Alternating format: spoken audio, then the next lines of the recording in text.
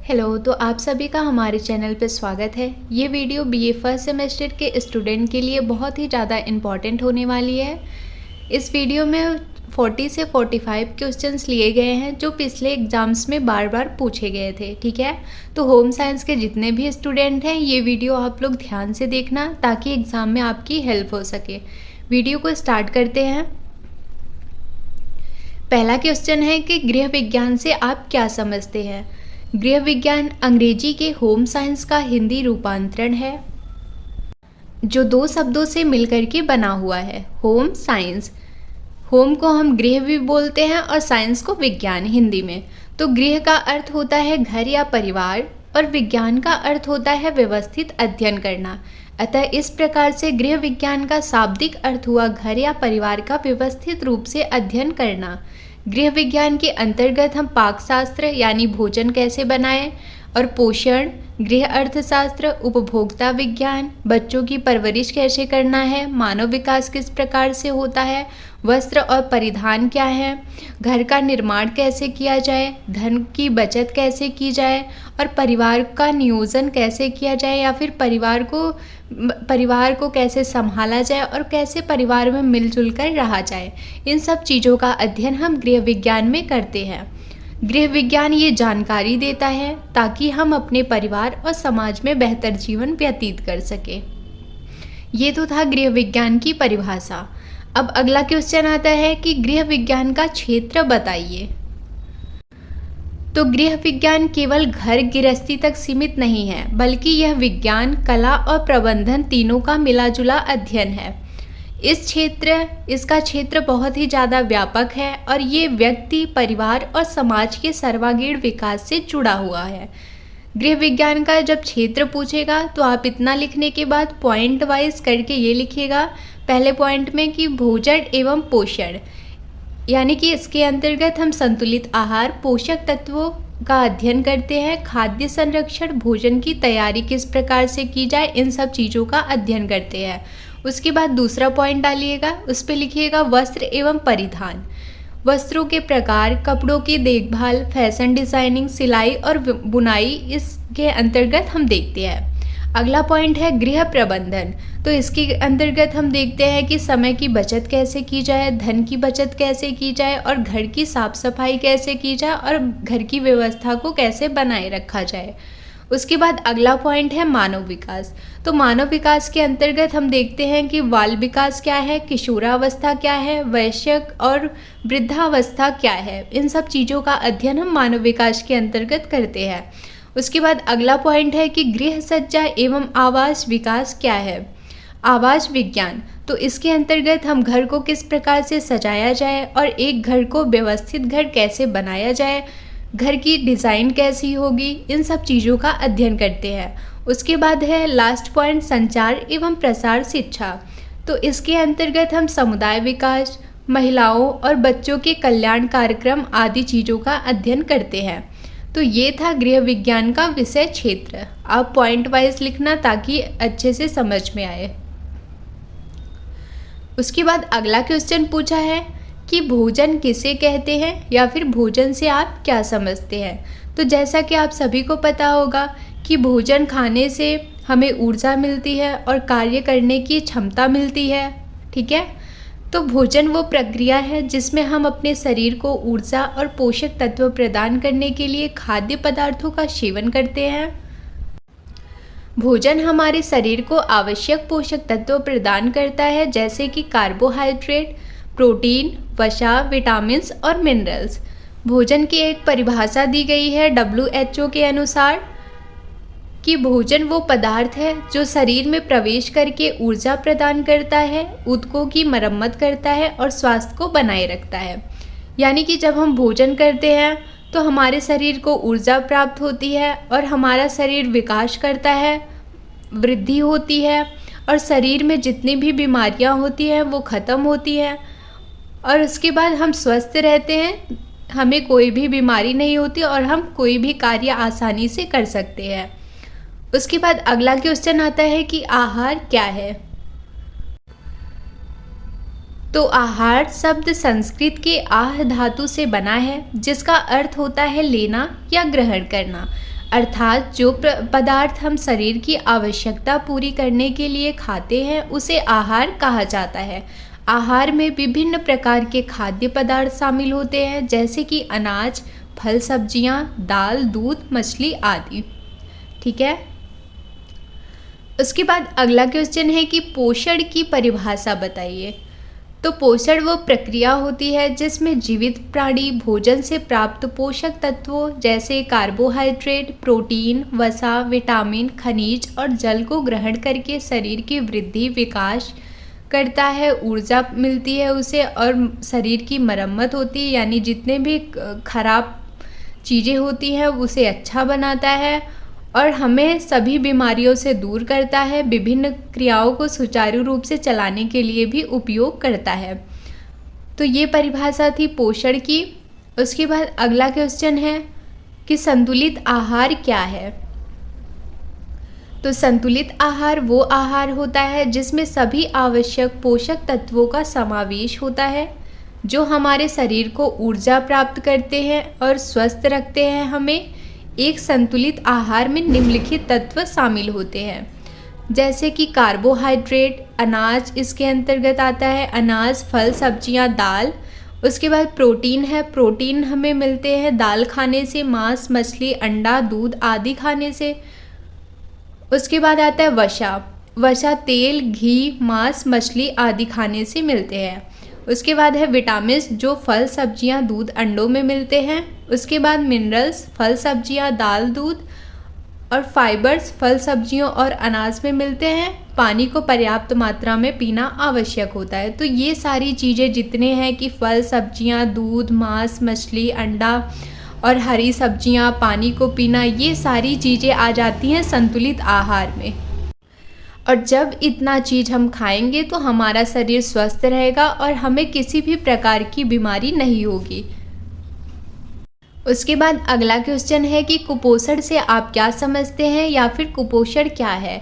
तो जब शरीर को आवश्यक पोषक तत्व जैसे कि प्रोटीन, विटामिन, खनिज, वसा और कार्बोहाइड्रेट उचित मात्रा में नहीं मिलते या फिर असंतुलित आहार लिया जाता है, तो उस स्थिति को कुपोषण कहते हैं। यानी कि जब आप फल नहीं खाएंगे, सब्जियां नहीं खाएंगे या फिर घी नहीं खाएंगे, पानी पर्याप्त मात्रा में नहीं पिएंगे, तो आपके शरीर का संतुलन बिगड़ जाएगा, जिससे आप बीमार हो जाएंगे और शरीर का विकास होना बंद हो जाएगा। तो ऐसा होता है कि बहुत लोग कुपोषित हो जाते हैं, यानी कि वो एकदम पतले हो जाते हैं, उनका शरीर काला हो जाता है या फिर दाग धब्बे चेहरे पे आ जाते हैं, बहुत सारे बढ़ जाते हैं। तो ये सब कुपोषण की निशानी है।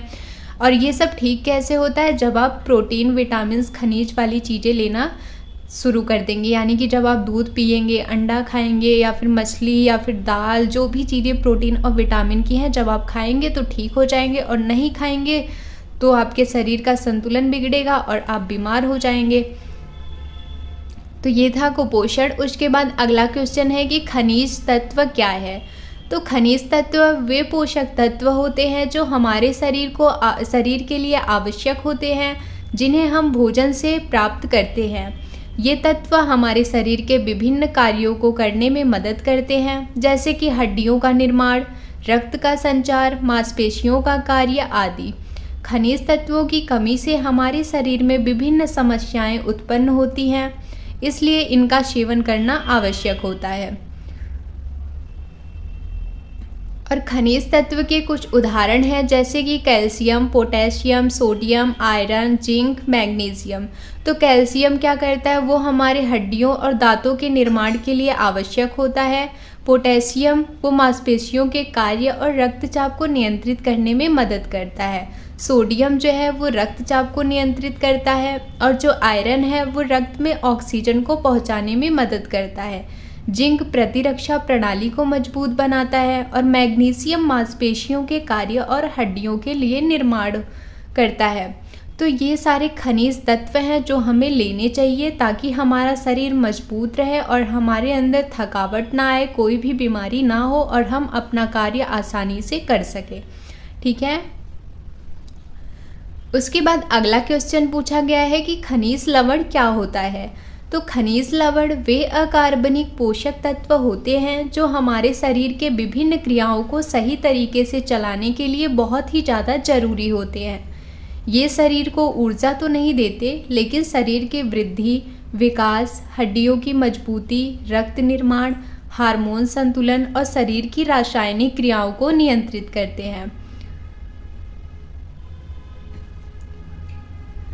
उसके बाद अगला क्वेश्चन है कि प्रोटीन किसे कहते हैं या फिर प्रोटीन का मुख्य कार्य क्या है।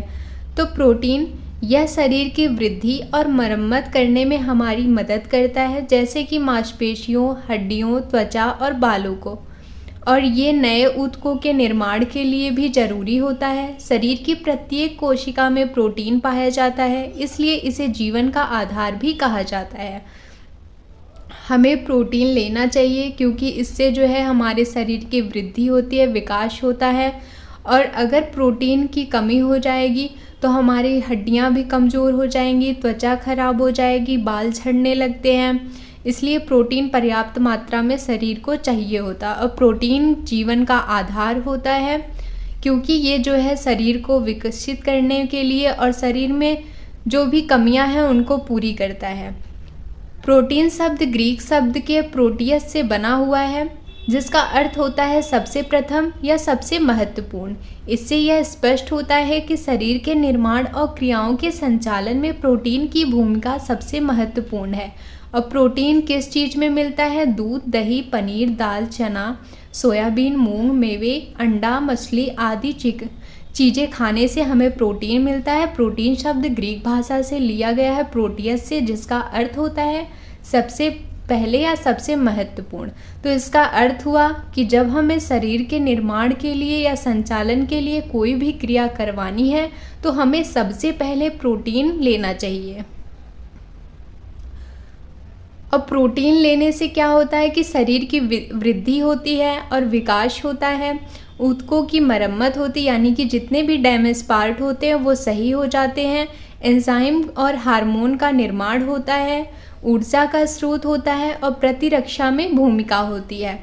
तो ये सारी चीज़ें हैं कि प्रोटीन क्या कायम करता है और प्रोटीन से क्या क्या चीज़ें होती हैं और प्रोटीन किस चीज़ में मिलता है। उसके बाद अगला क्वेश्चन है कि प्रोटीन की कमी से क्या होता है। तो प्रोटीन की कमी अगर किसी शरीर में हो जाएगी तो उसका विकास रुक जाएगा, शरीर कमज़ोर हो जाएगा, रोग प्रतिरोधक क्षमता कम हो जाएगी, बाल झड़ने लगेंगे, त्वचा सूखने लगेगी और गंभीर बीमारियां उत्पन्न हो सकती हैं। उसके बाद अगला क्वेश्चन है कि वसा और वसा के मुख्य कार्य क्या हैं। तो वसा मानव शरीर के लिए अत्यंत आवश्यक पोषक तत्व है। यह शरीर को ऊर्जा प्रदान करने, ऊष्मा बनाए रखने और विभिन्न अंगों की रक्षा करने में मदद करता है। वसा को अंग्रेजी में फैट या लिपिड कहा जाता है, जो हमारे शरीर के ऊर्जा भंडार के रूप में काम करता है और शरीर को स्वस्थ बनाए रखने में ये महत्वपूर्ण भूमिका निभाता है। भोजन में वसा की मात्रा व्यक्ति के कार्य, आयु और स्वास्थ्य के अनुसार आवश्यक होती है। सामान्य रूप से वसा हमारे कुल भोजन का 20% से 30% भाग होना चाहिए। घी, मक्खन, दूध, अंडा, मछली का तेल और सोयाबीन तेल, इन सभी में वसा की मात्रा मिलती है। ठीक है। उसके बाद वसा का कार्य क्या होता है? तो ये शरीर की ऊष्मा को बनाए रखता है, यानी वसा त्वचा के नीचे परत बनाकर शरीर को ठंडे और गर्मी से बचाता है। उसके बाद ये हृदय, गुर्दे और यकृत को चारों ओर से ढक करके उसे सुरक्षा प्रदान करता है। और विटामिन का अवशोषण, यानी कि वसा शरीर में विटामिन ए, डी, ई और के को अवशोषित करने में सहायता करती है। उसके बाद है स्वाद और पाचन में सहायता। भोजन में वसा स्वाद बढ़ाती है और पेट में लंबे समय तक तृप्ति का अनुभव कराती है। उसके बाद अगला क्वेश्चन है कि आयोडीन क्या है, आयोडीन की कमी से क्या होता है। तो आयोडीन एक रासायनिक तत्व है जो हमारे स्वास्थ्य के लिए ज़रूरी होता है। अगर इसकी कमी हो जाए तो शरीर में कई प्रकार की समस्याएं उत्पन्न हो सकती हैं। अब ये समस्याएं क्या क्या हैं जो आयोडीन की कमी से होती हैं, इसे देख लेते हैं। तो अगर शरीर में आयोडीन की कमी हो जाए तो उससे थायराइड ग्रंथि बढ़ जाती है और हाइपोथायराइड की बीमारी हो जाती है आयोडीन की कमी से। और आयोडीन की कमी होने से गर्भावस्था के दौरान बच्चों में क्रिएटिनिज्म हो सकता है, जिससे बौनापन और मानसिक मंदता हो सकती है। यानी कि अगर आयोडीन की कमी हो गई किसी गर्भवती महिला में तो उसका जो बच्चा होगा वो बौना हो सकता है या फिर उस बच्चे का मानसिक विकास कम हो जाए। तो ये कुछ कमियां हैं। या फिर जो है गर्भपात हो सकता है या बच्चा मृत पैदा हो या बच्चों में विकास बहुत धीरे हो। तो ये सारी चीज़ें थी आयोडीन की कमी से होने वाली। उसके बाद अगला क्वेश्चन आता है कि सोडियम के प्रमुख कार्य क्या हैं।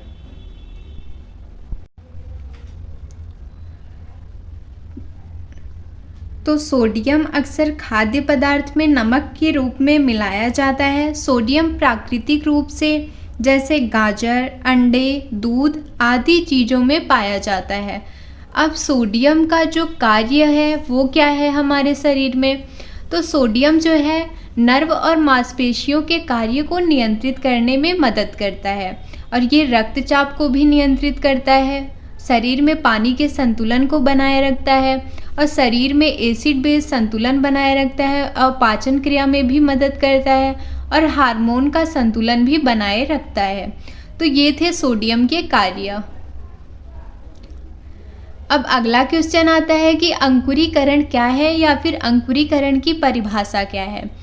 तो अंकुरीकरण वो प्रक्रिया होती है जिसमें बीज से नया पौधा उत्पन्न होता है। जब बीज को उपयुक्त नमी, तापमान, प्रकाश और वायु प्राप्त होता है तो उसमें से अंकुर यानी कि छोटा पौधा निकलता है और यह प्रकृति में जीवन की निरंतरता को बनाए रखने की स्वाभाविक प्रक्रिया है। जैसे कि अगर आप किसी चने को या फिर मूंग दाल को भिगो करके रख दें तो वो दूसरे या तीसरे दिन उसमें से अंकुर निकल आता है। तो बीज से अंकुर निकलने की प्रक्रिया को ही अंकुरीकरण कहा जाता है और इसी प्रक्रिया के माध्यम से ही प्रकृति का निरंतर विकास होता है। उसके बाद अगला क्वेश्चन आता है कि खमीरीकरण क्या है। तो खमीरीकरण एक प्रक्रिया है जिसमें शर्करा यानी शुगर को अल्कोहल या एसिड में परिवर्तित किया जाता है जिसमें ऑक्सीजन की अनुपस्थिति होती है। ये प्रक्रिया खमीर या बैक्टीरिया द्वारा की जाती है जो शर्करा को अल्कोहल या एसिड में परिवर्तित करता है। जैसे कि आप दूध ले लो और दूध को कुछ एसिड डाल करके, जैसे गांव में ये बोला जाता है ना कि जावन से दही बनती है, तो वही जावन खट्टा रहता है और दूध तो मीठा रहता है, तो जब उसमें जावन डालते हैं तो वो दही बन जाती है। तो यही बोला गया है कि जब शर्करा को अल्कोहल या एसिड में परिवर्तित किया जाता है जिसमें ऑक्सीजन की अनुपस्थिति होती है और कुछ बैक्टीरिया के द्वारा ही ये खमीर के रूप में परिवर्तित किया जाता है। जैसे कि खमीर का उदाहरण है दही, इडली, डोसा, ब्रेड, सिरका, अचार आदि। उसके बाद अगला क्वेश्चन है कि कार्बोहाइड्रेट को परिभाषित कीजिए। तो कार्बोहाइड्रेट हमारे भोजन का मुख्य ऊर्जा प्रदान करने वाला पोषक तत्व है। ये शरीर को कार्य करने के लिए आवश्यक ऊर्जा प्रदान करता है और मस्तिष्क, हृदय व मांसपेशियों के लिए ईंधन का काम करता है। मनुष्य के कुल भोजन का लगभग 60 से 70% भाग कार्बोहाइड्रेट से ही प्राप्त होता है। कार्बोहाइड्रेट शब्द ग्रीक शब्द के कार्बो और हाइड्रो यानी कि वाटर से बना हुआ है। इसका अर्थ हुआ कि कार्बन, हाइड्रोजन और ऑक्सीजन तत्व पाए जाते हैं इसमें। यदि भोजन में पर्याप्त कार्बोहाइड्रेट न हो तो शरीर में कमजोरी आ जाती है, थकान महसूस होने लगता है, दिमाग और तंत्रिका तंत्र ठीक से कार्य नहीं करते, शरीर ऊर्जा के लिए वसा और प्रोटीन का उपयोग करने लगता है। लंबे समय तक कमी रहने से कीटोन पदार्थ बनने लगते हैं जिससे अनेक समस्याएं हो सकती हैं। तो जब हमारे शरीर में कार्बोहाइड्रेट की कमी होती है तो हमारा शरीर कमज़ोर हो जाता है, दिमाग अच्छे से काम नहीं करता और शरीर जो है वो ऊर्जा के लिए वसा और प्रोटीन का उपयोग करने लगता है। यानी कि जब शरीर को कार्बोहाइड्रेट नहीं मिलेगा तो वो किसी अन्य चीज़ों का उपयोग करेगा, और जब वो वसा और प्रोटीन का उपयोग करेगा तो यानी कि कार्बोहाइड्रेट का नहीं कर रहा है, तो उससे जो है अलग अलग बीमारियां भी उत्पन्न हो सकती हैं। और मनुष्य के कुल भोजन का लगभग 60 से 70% भाग कार्बोहाइड्रेट से प्राप्त होता है। और ये कार्बोहाइड्रेट हमें मिलते हैं गेहूँ, चावल, मक्का, जौ, आलू, शकरकंद और चीनी आदि चीज़ों में प्राप्त होते हैं। उसके बाद है कि कार्बोहाइड्रेट का कार्य क्या है। तो कार्बोहाइड्रेट हमें ऊर्जा प्रदान करता है। 1 ग्राम कार्बोहाइड्रेट से लगभग 4 कैलोरी ऊर्जा प्राप्त होती है। ये शरीर का मुख्य ऊर्जा स्रोत भी होता है। और कार्बोहाइड्रेट ऊर्जा का भंडारण है, प्रोटीन की रक्षा करता है। कार्बोहाइड्रेट जब हमारे शरीर को पर्याप्त मात्रा में मिलता है तो प्रोटीन का उपयोग शरीर निर्माण में होता है, ऊर्जा में नहीं। वसा के अपघटन में सहायता। कार्बोहाइड्रेट वसा के उचित अपघटन के लिए आवश्यक होता है। इसकी कमी से वसा अधजली रह जाती है और शरीर में कीटोन पदार्थ बनने लगते हैं। पाचन में सहायता। फाइबर प्रकार का कार्बोहाइड्रेट आंतों की गति को नियमित रखता है और कब्ज को रोकता है।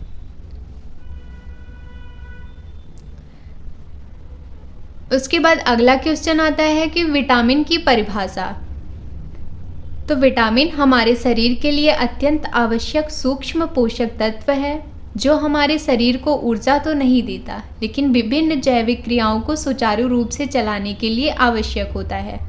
विटामिन शरीर की वृद्धि, रोग प्रतिरोधक क्षमता, पाचन, रक्त निर्माण और त्वचा की सुरक्षा के लिए महत्वपूर्ण होता है। विटामिन शब्द जो है वो लैटिन शब्द वीटा से लिया गया है और एमाइन से बना हुआ है, जिसका अर्थ होता है जीवन के लिए आवश्यक पदार्थ। और जो वसा में घुलनशील विटामिन्स हैं उनके नाम होते हैं vitamin A, vitamin D, vitamin E और विटामिन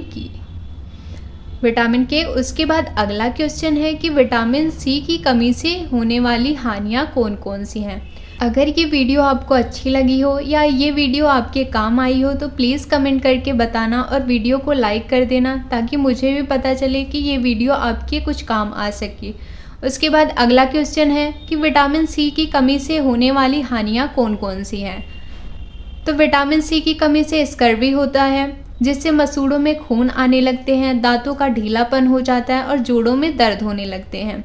उसके बाद है कि इसकी कमी से रोग प्रतिरोधक क्षमता कम हो जाती है, जिससे कई बीमारियां उत्पन्न होती हैं। और थायराइड हार्मोन की कमी भी हो जाती है। विटामिन सी की कमी से आँखों की समस्या हो सकती है, त्वचा की समस्या हो सकती है, हृदय रोग संबंधित कई बीमारियां हो सकती हैं, कैंसर का खतरा बढ़ जाता है।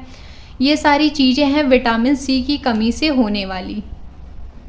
और विटामिन सी कि जब आपको कमी रहे तो आपको क्या खाना चाहिए या क्या खाने से विटामिन सी की कमी नहीं होती, तो वो है संतरा, नींबू, अंगूर, आम, पपीता, ब्रोकली, पालक, मेथी, दूध, अंडे। इन सब चीज़ों को जब आप खाएंगे तो आपको विटामिन सी की कमी नहीं होगी और ये जितनी भी बीमारियां हैं आप उससे बचे रहेंगे। अगला क्वेश्चन है कि प्राकृतिक जन्म क्या है। तो प्राकृतिक जन्म वो प्रक्रिया है जिसमें शिशु का जन्म सामान्य रूप से बिना किसी शल्य क्रिया या कृत्रिम सहायता के माता के प्राकृतिक मार्ग से होता है। तो प्राकृतिक जन्म सिंपल से बोले तो नॉर्मल डिलीवरी, यानी कि इसमें जो है ऑपरेशन नहीं किया जाता और इसमें माता जो है जन्म के समय जब बच्चे को जन्म देती है तो वो पूर्ण रूप से अपने प्राकृतिक मार्ग पर और अपने शरीर पर निर्भर रहती है, क्योंकि इसमें किसी भी कृत्रिम सहायता नहीं ली जाती, कोई भी या फिर कोई भी औजार का उपयोग नहीं किया जाता। प्राकृतिक रूप से बच्चे को जन्म दिया जाता है। उसके बाद अगला क्वेश्चन है कि वंशानुक्रम के सिद्धांत क्या हैं। तो वंशानुक्रम एक जैविक प्रक्रिया है जिसमें एक पीढ़ी से दूसरी पीढ़ी तक गुणों का संचार होता है। ये प्रक्रिया जीन के माध्यम से होती है जो एक पीढ़ी से दूसरे पीढ़ी तक गुणों को संचारित करती है। माता पिता से संतान में गुणों का स्थानांतरण या विरासत में मिलना, यानी कि जैसे हमारी आँखों का रंग, बालों का रंग, ऊंचाई हमारी या फिर त्वचा का रंग, व्यवहार और कई सारी आदतें ऐसी होती हैं जो हमारे माता पिता से मिलती हैं, और ये सब जीन की वजह से होता है। जीन की वजह से ही हमारे काफ़ी लक्षण हमारे माता पिता से मिलते जुलते हैं, तो इसी को जो है वंशानुक्रम कह सकते हैं। उसके बाद अगला क्वेश्चन आता है कि गर्भावस्था क्या है। तो गर्भावस्था स्त्री के जीवन की एक अत्यंत महत्वपूर्ण और संवेदनशील अवस्था होती है। इस अवस्था में स्त्री के गर्भाशय में एक नया जीवन विकसित होता रहता है। यह अवधि लगभग 9 महीने या 280 दिन की होती है। इस दौरान स्त्री के शरीर में अनेक शारीरिक, मानसिक और भावनात्मक परिवर्तन होते हैं। गर्भावस्था का सही देखभाल और संतुलित आहार स्वस्थ बच्चे के जन्म के लिए आवश्यक होता है। उसके बाद अगला क्वेश्चन है, प्रसव क्या है या फिर प्रसव किसे कहते हैं। तो प्रसव वह प्राकृतिक प्रक्रिया है जिसमें गर्भाशय के संकुचन के माध्यम से गर्भवती स्त्री के शरीर से शिशु का जन्म होता है, और इसे जो है मुख्य रूप से 3 चरण में विभाजित किया गया है। पहला चरण है गर्भाशय में संकुचन का शुरू होना, दूसरा चरण है गर्भाशय के मुख का खुलना, और तीसरा है शिशु और अपरा का बाहर आना। अगर ये वीडियो आपको थोड़ी मेरी वॉइस तेज़ लग रही होगी या फिर कम लग रही होगी तो आप उसका स्पीड कम और ज़्यादा कर सकते हैं वीडियो का, ठीक है। मैं आपको जल्दी इसलिए बता रही हूँ क्योंकि टाइम कवर करना है, 40 या 50 मिनट में कंप्लीट करनी है वीडियो, और आपके पास भी उतना टाइम नहीं होगा, ठीक है। फिर अगला क्वेश्चन स्टार्ट करते हैं कि शैशवावस्था क्या है।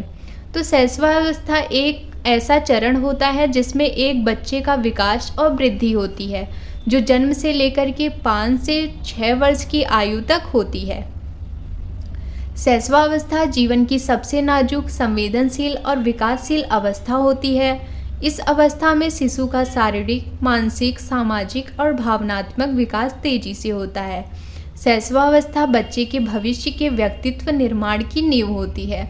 यानी ये जो शैशवावस्था होती है इसमें जो है बच्चे का विकास और वृद्धि होती है, और इस अवस्था को 5 से 6 वर्ष की आयु तक माना जाता है। इसमें जो जीवन होता है वो बहुत ही नाजुक होता है, संवेदनशील और विकासशील होता है। और शैशवावस्था की कुछ प्रमुख विशेषताएं हैं कि इसमें शरीर का विकास बहुत तेज़ी से होता है, इंद्रियों का विकास होता है जैसे आँख, कान, नाक, त्वचा, इन सब चीज़ों का विकास होता है, और मानसिक विकास होता है, यानी कि बच्चा अपने आसपास की चीज़ों को पहचानने लगता है, समझने लगता है और कुछ प्रतिक्रिया देखकर सीखता भी है। उसके बाद भावनात्मक विकास, यानी कि इसमें बच्चा हंसना, रोना, डरना, क्रोध करना और कुछ भावनाएं व्यक्त करना भी शुरू करता है। भाषा का विकास, 6 महीने तक बच्चा ध्वनियाँ निकालना भी शुरू करता है। 1 वर्ष तक माँ, पापा जैसे शब्द बोलने लगता है। यानी कि जब वो 6 महीने का होता है बच्चा तो वो कुछ चीज़ें बोलना भी शुरू करता है। और इसी में सामाजिक विकास भी होता है, यानी कि बच्चा अपने माता पिता और आसपास के लोगों से संबंध बनाना भी शुरू करता है। तो ये सारी विशेषताएं थी शैशवावस्था की। उसके बाद अगला क्वेश्चन आता है कि विटामिन ए की कमी से होने वाले कौन कौन से रोग हैं। तो अगर हमारे शरीर में विटामिन ए की कमी हो जाएगी तो उससे रतौंधी होने का दिक्कत होगा, या फिर आँखों की बाहरी परत सूखने लगती है, या गंभीर स्थिति में कार्निया गलने लगती हैं, आँखों पर सफ़ेद पीले धब्बे बनना शुरू हो जाते हैं, त्वचा सूखी और खुरदरी हो जाती है, रोग प्रतिरोधक क्षमता भी कम होने लगती है। तो ये सारी चीज़ें थी विटामिन ए की कमी से होने वाली, और बच्चों में वृद्धि भी रुक सकती है। अगला क्वेश्चन आता है कि किशोरावस्था से आप क्या समझते हैं। तो किशोरावस्था जीवन की वो अवस्था होती है जब बालक या बालिका बचपन से युवावस्था की ओर अग्रसर होते हैं। ये अवस्था शारीरिक, मानसिक, भावनात्मक और सामाजिक परिवर्तन से भरी होती है। ये उम्र लगभग 12 वर्ष से 19 वर्ष तक की होती है। इस अवस्था में शरीर में हार्मोनल परिवर्तन भी होते हैं जिससे बच्चे में यौन परिपक्वता आती है और वो आत्मनिर्भरता की ओर बढ़ने लगता है। किशोरावस्था को जीवन की संक्रमण अवस्था भी कहा जाता है क्योंकि ये बचपन और वयस्कता के बीच की कड़ी होती है। यानी किशोरावस्था को हम 12 वर्ष से 19 वर्ष तक बोल सकते हैं। और इस अवस्था में बच्चों के शारीरिक, मानसिक और भावनात्मक विकास होता है।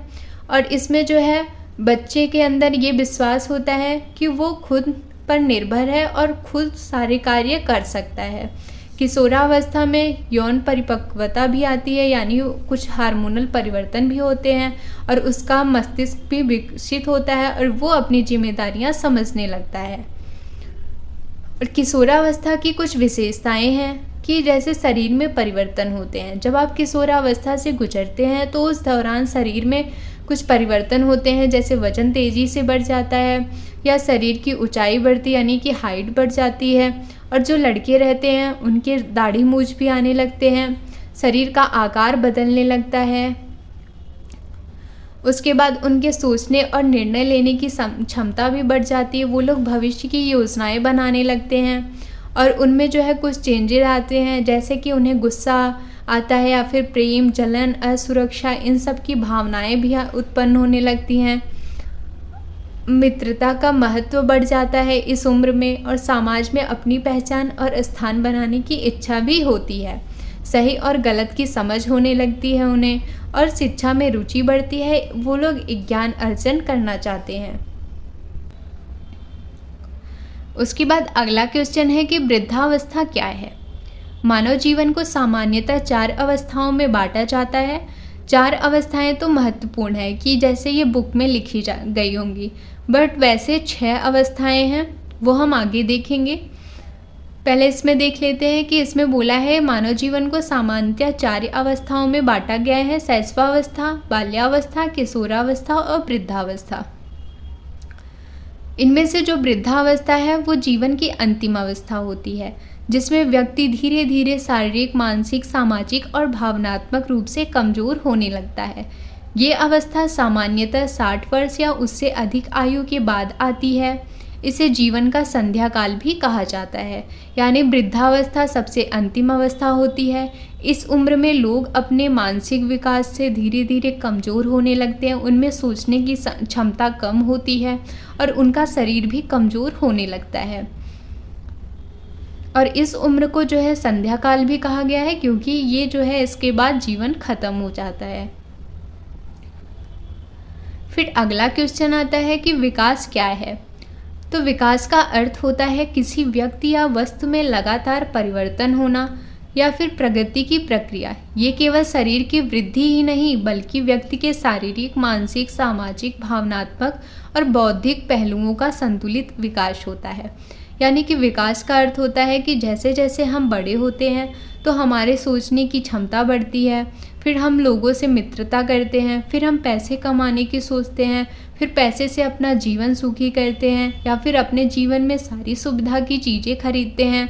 हमारी भावनात्मक विकास भी होता है। ठीक है, तो विकास का अर्थ ये हुआ कि लगातार परिवर्तन करना या फिर प्रगति के मार्ग पर चलते रहना। उसके बाद अगला क्वेश्चन आता है कि वृद्धि का मतलब क्या है। तो वृद्धि का मतलब शरीर के आकार, लंबाई, वजन और अंगों में होने वाली बढ़ोतरी से है। यह एक मात्रात्मक प्रक्रिया है, यानी कि जिसे मापा जा सकता है।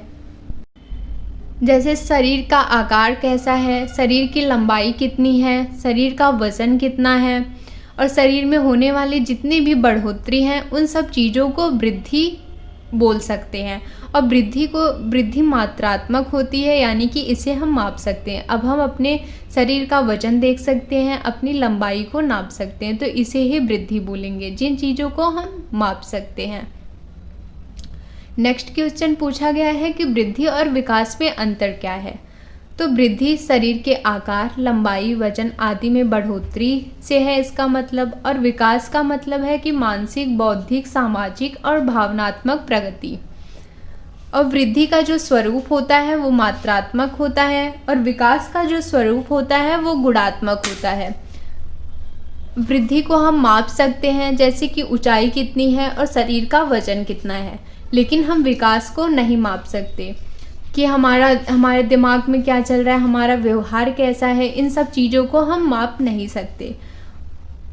वृद्धि जो है इसकी अवधि सीमित होती है और विकास जीवन भर चलता रहता है। वृद्धि शरीर के किसी एक अंग तक सीमित होती है। विकास जो है पूरे व्यक्तित्व पर प्रभाव डालता है। विकास एक भाग से इसका संबंध है, मतलब वृद्धि का संबंध विकास के एक भाग से है, जबकि विकास में वृद्धि भी शामिल होती है। तो देखो, जो विकास है वो जो है मनुष्य करता है, और मनुष्य में ही तो वृद्धि होती है। तो इसीलिए इसमें बोला गया है कि विकास का एक भाग है वृद्धि। उदाहरण के रूप में है वृद्धि का, जैसे बच्चों का वजन बढ़ना, और विकास का उदाहरण है बच्चों का बोलना, सीखना या सोचने की क्षमता को बढ़ाना। जैसे अगर मनुष्य में कोई भी चीज़ें परिवर्तित हो रही हैं, जैसे उसका वजन बढ़ रहा है या फिर वजन कम हो रहा है या फिर उसका आकार शेप चेंज हो रहा है, तो इन सब से कोई फ़र्क नहीं पड़ता, फिर भी इंसान विकास कर रहा है। तो विकास कौन करेगा? मनुष्य करेगा। और मनुष्य में अगर कोई भी प्रकार की वृद्धि हो रही है तो इसका मतलब ये है कि विकास का ही एक भाग वृद्धि है। वृद्धि चाहे जो भी हो वो विकास के अंतर्गत ही आ जाएगी।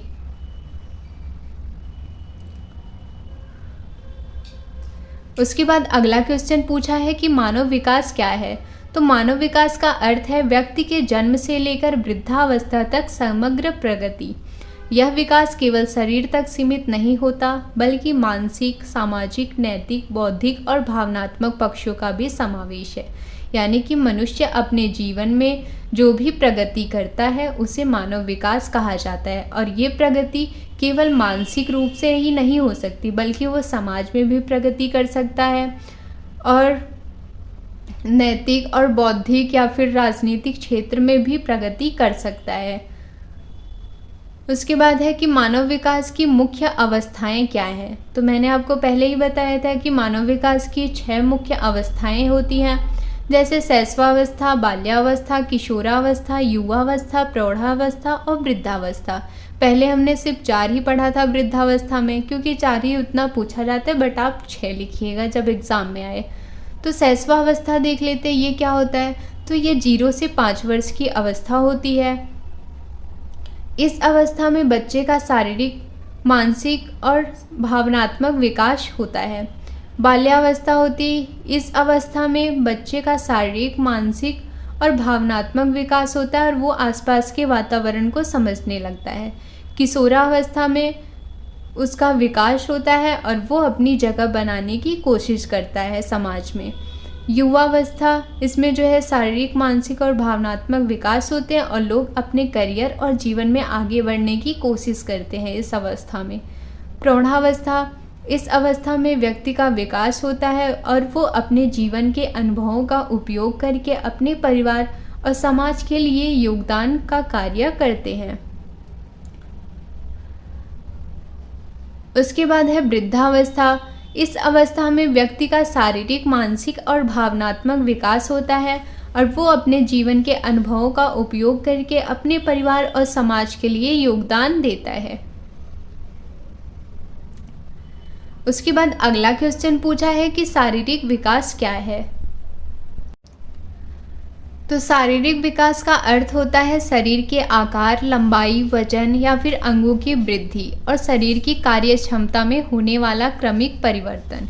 यह विकास व्यक्ति की ऊंचाई, वजन, मांसपेशियों, हड्डी, दांतों और अंगों के विकास से भी संबंधित है। यानी शरीर में जितने भी परिवर्तन होते हैं उसी को ही हम शारीरिक विकास कहते हैं। उसके बाद अगला क्वेश्चन है कि कोशिका क्या है। कोशिका जीवन की सबसे छोटी इकाई है जो सभी जीवित प्राणियों के शरीर में पाई जाती है। यह एक छोटी स्वायत्त इकाई होती है जो अपने आप में एक पूर्ण जीवन चक्र को पूरा कर सकती है। जिस प्रकार ईंट से मकान बनता है उसी प्रकार कोशिकाओं से जीवों का शरीर बनता है। हर जीव, चाहे वो मनुष्य हो, पशु हो या पौधा हो, कोशिकाओं से ही बना होता है। यानी कोशिका मानव शरीर के अंदर पाई जाने वाली एक छोटी इकाई होती है और उसी छोटी इकाई से मिलकर के ही मानव का शरीर बनता है। और ये कोशिका जो है मनुष्य और पौधों और पशुओं में भी पाई जाती है। जिस प्रकार से आप समझो कि जिस प्रकार से एक ईंट मिल करके मकान बनाता है, ठीक उसी प्रकार छोटी छोटी कोशिकाएं मिल करके एक शरीर का निर्माण करती हैं। अगला क्वेश्चन है कि खाद्य तालमेल क्या है। तो खाद्य तालमेल का अर्थ होता है ऐसा आहार लेना जिसमें शरीर की सभी पोषण आवश्यकताएं संतुलित रूप से पूरी हो।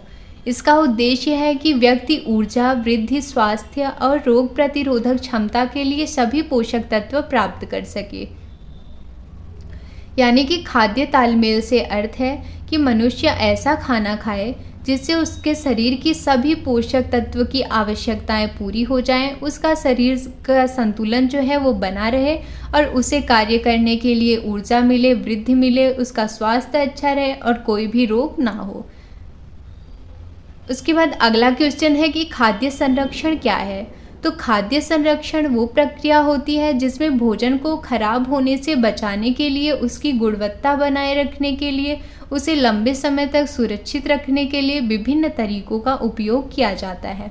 इसका उद्देश्य भोजन में उपस्थित सूक्ष्मजीवों, नमी और रासायनिक परिवर्तन को नियंत्रित करना है ताकि भोजन अधिक समय तक खाने योग्य बना रहे।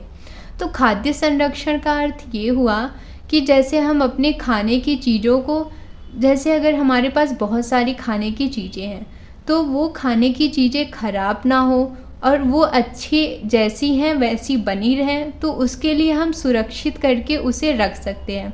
जैसे कि देखो, अगर टमाटर बहुत सारे हैं तो उसे टमाटर को कट करके, नमक डाल करके उसे सुखा करके हम रख सकते हैं। या फिर मिर्ची अगर ज़्यादा है तो मिर्ची को भी अचार बना करके, या आम को अचार बना करके, ऐसे बहुत सारी खाद्य पदार्थ वाली चीज़ें होती हैं जो हम बना करके रख लेते हैं और बाद में खाते हैं, तो उसे ही खाद्य संरक्षण बोल सकते हैं। अगला क्वेश्चन है कि भोजन पकाने की प्रमुख विधियां क्या हैं। तो भोजन को हम कई प्रकार से पका सकते हैं और भोजन पकाने के ये लाभ होते हैं जिससे हमारा पेट खराब नहीं होगा और हमें जो है भोजन का जो टेस्ट होता है वो अच्छा होता है भोजन पकाकर खाने से। तो इसमें प्रोसेस पूछा गया है कि भोजन पकाने के कौन कौन से तरीके हैं। तो पहला तरीका है उबालना। चावल, दाल, आलू, अंडे को हम उबाल करके, पका करके खा सकते हैं। उसके बाद है भाप में पकाना। तो भोजन को भाप की गर्मी से भी पकाया जाता है, जैसे कि इडली, ढोकला, मोमोज को। उसके बाद तीसरा प्रोसेस है कि दबाव में पकाना। इस विधि में भोजन को प्रेशर कुकर में भाप के दबाव से पकाया जाता है, जैसे दाल, चावल, सब्जियां हो गई। और फिर तलना, इसमें भोजन को तेल या घी में तलकर पकाया जाता है। भूनना, इस विधि में भोजन को सीधे आंच या तवे पर बिना तेल के पकाया जाता है। उबालना व धीमी आंच पर पकाना, भोजन को धीमी आंच पर लंबे समय तक पकाया जाता है ताकि स्वाद और पोषण तत्व दोनों बरकरार रहें।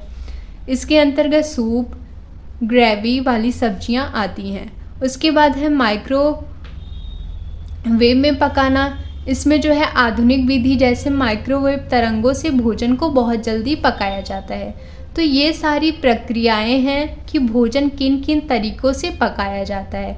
अलग अलग भोजन होते हैं जिन्हें हम अलग अलग तरीक़ों से पका सकते हैं। उसके बाद है कि भोजन पकाने का उद्देश्य क्या है।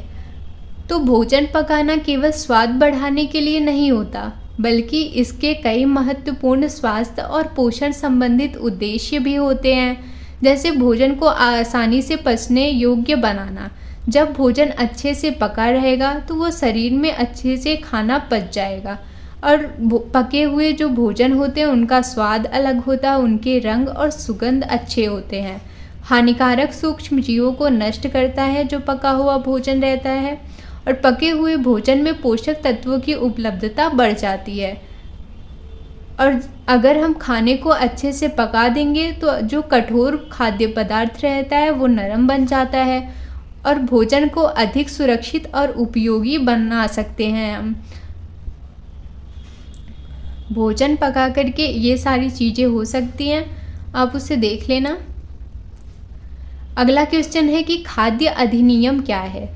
तो खाद्य अधिनियम वो कानून है जिसके द्वारा सरकार खाद्य पदार्थों की गुणवत्ता, सुरक्षा और मानक को नियंत्रित करती है ताकि लोगों को अच्छा, शुद्ध और मिलावटी रहित भोजन मिल सके। भारत में मुख्य रूप से खाद्य सुरक्षा और मानक अधिनियम 2006 में लागू हुआ था। तो खाद्य अधिनियम एक कानून है जिसके द्वारा सरकार खाद्य पदार्थ की गुणवत्ता को चेक करती है, यानी कि जो लोग जैसे ढाबे या होटल या फिर जो स्वीट्स की दुकान होती है वहाँ पर ये लोग जाते हैं और देखते हैं कि वहाँ के भोजन की क्वालिटी क्या है, वो शुद्ध है या नहीं, या फिर उसमें कोई मिलावटी चीज़ तो नहीं मिलाई गई है जिससे लोगों के स्वास्थ्य को हानि पहुँचे। तो इन सब चीज़ों को देखते हैं, यानी कि खाद्य पदार्थों की गुणवत्ता को चेक करना ही खाद्य अधिनियम का कार्य है। और ये अधिनियम जो है 2006 में लागू हुआ था। उसके बाद अगला क्वेश्चन है कि पोषक तत्व क्या है, इसकी परिभाषा। तो पोषक तत्व वे रासायनिक पदार्थ होते हैं जो भोजन के माध्यम से शरीर को ऊर्जा, वृद्धि, विकास, ऊतकों की मरम्मत और विभिन्न शारीरिक क्रियाओं को सुचारू रूप से चलाने के लिए आवश्यक होते हैं। और मुख्य पोषक तत्व हैं जैसे कार्बोहाइड्रेट, प्रोटीन, वसा, विटामिन, खनिज तत्व और जल। उसके बाद एक क्वेश्चन है कि स्कर्वी रोग के कारण क्या है। तो स्कर्वी रोग शरीर में विटामिन सी की गंभीर कमी के कारण होता है। स्कर्वी रोग के कारण है विटामिन सी युक्त खाद्य पदार्थों का कम होना। जब हमारे शरीर में नींबू, आंवला, संतरा या टमाटर, हरी सब्जियों, इन सब चीज़ों की कमी हो जाती है तो हमें स्कर्वी होने के चांसेस रहते हैं। या फिर एक ही प्रकार का भोजन जब हम लंबे समय तक लेते हैं तो हमें ये रोग हो सकता है।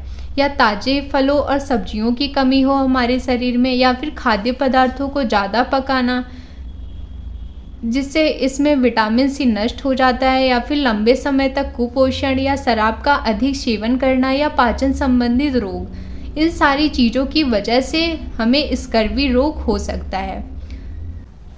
उसके बाद का क्वेश्चन है, लास्ट है ये कि जन्म से पूर्व की अवस्था को परिभाषित कीजिए। तो जन्म से पूर्व की अवस्था वो अवधि होती है जो गर्भाधान से शुरू होकर शिशु के जन्म तक चलती है। इस अवस्था में शिशु माँ के गर्भ में ही विकसित होता है। तो ये अवस्था जो है 3 चरण में बताई गई है। पहला है गर्भाधान अवस्था जो पहले 2 सप्ताह में होता है। तो इसमें क्या होता है कि शुक्राणु और अंडाणु के मिलन से जाइगोट बनता है। जाइगोट गर्भाशय में जाकर के चिपक जाता है।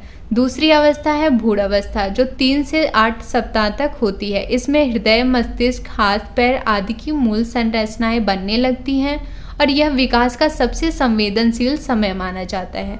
उसके बाद की अवस्था है भ्रूणोत्तर अवस्था जो 9 सप्ताह से जन्म तक चलती है। इसमें बच्चा आकार में बढ़ता है, अंग विकसित होकर कार्य करने लगते हैं और 9 महीने बाद जन्म होता है। तो ये थे BA first semester home science के मोस्ट इम्पॉर्टेंट क्वेश्चन जो एग्जाम में बार बार पूछे गए थे।